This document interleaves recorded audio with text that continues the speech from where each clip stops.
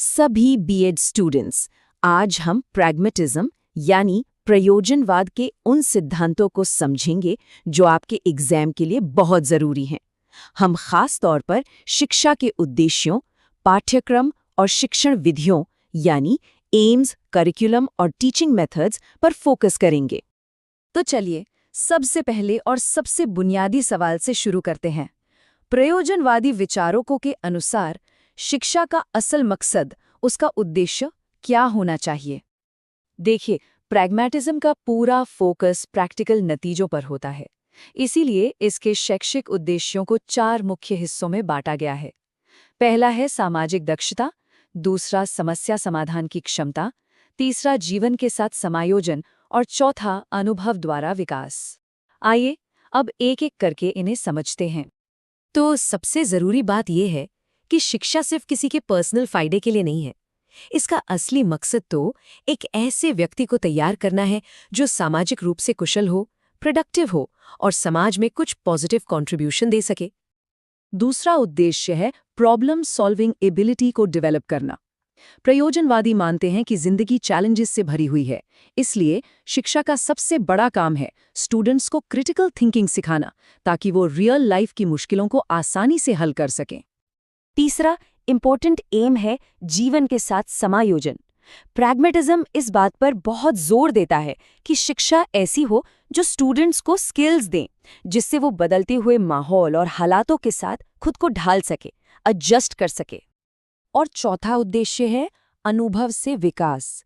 ये आप कह सकते हैं प्रयोजनवाद का कोर प्रिंसिपल है। सीखना कोई पैसिव प्रोसेस नहीं है जहां बस सुन लिया, नहीं। सीखना तो तब होता है जब हम दुनिया के साथ एक्टिव होके जुड़ते हैं, कुछ करते हैं और उससे एक्सपीरियंस हासिल करते हैं। तो ये तो हो गए उद्देश्य। अब अगला सवाल ये उठता है कि अगर एम्स ये हैं तो फिर करिकुलम कैसा होना चाहिए? बच्चों को असल में पढ़ाना क्या है? प्रयोजनवादी पाठ्यक्रम या करिकुलम सीधा सीधा उन्हीं उद्देश्यों को सपोर्ट करता है जिनकी बात हमने अभी की। चलिए इसके मेन प्रिंसिपल्स को समझते हैं। प्रैग्मेटिस्ट करिकुलम कुछ खास सिद्धांतों पर टिका है। पहला, ये बच्चों की रुचियों, उनके इंटरेस्ट्स पर बेस्ड होना चाहिए।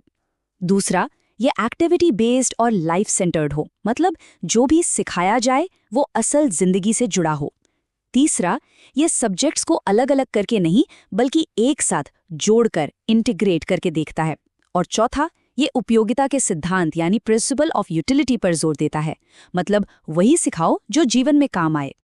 ठीक है, करिकुलम तो समझ आ गया, पर अब सवाल है कि इस प्रैक्टिकल करिकुलम को पढ़ाया कैसे जाए? टीचिंग मेथड्स क्या होंगे?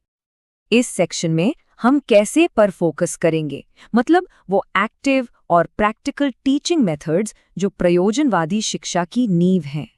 प्रैग्मेटिज्म में मुख्य तौर पर 4 टीचिंग मेथड्स पर जोर दिया जाता है। सबसे पहला लर्निंग बाय डूइंग यानी करके सीखना। फिर है project method, problem solving method और ग्रुप एक्टिविटीज।